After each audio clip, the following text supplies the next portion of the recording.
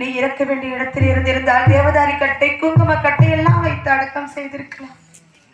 நீ இறக்க கூடாத இடத்தில் இருந்ததினா இங்கே ஏற்கனவே எரிந்து சாம்பலாக கிடக்கும் குறை கொள்ளி கட்டையெல்லாம் பொறி அதிகாலை விடுவதற்குள்ளாகவே ஐயர் மடக்கி நான் சென்று விட வேண்டும். மகள், உனக்கும் எனக்கும் இருந்த பந்த பாசம் இன்றோடு முடிந்துவிட்டு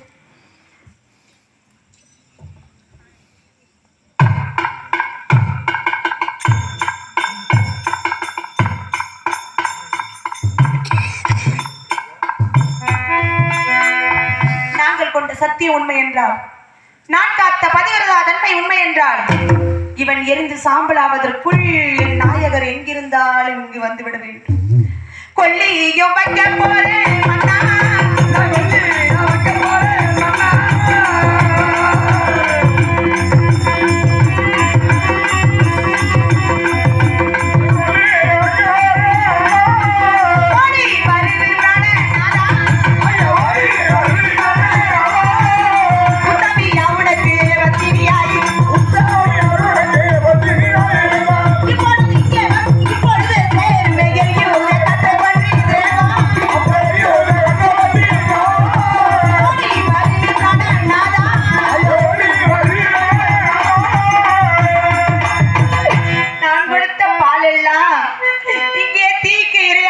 மகனே இரையாகுதே.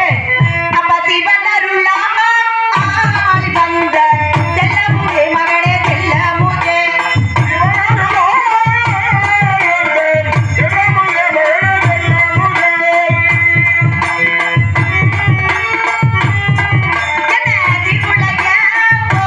மகனே வைத்தாயோ மகனே வைத்தாயோ.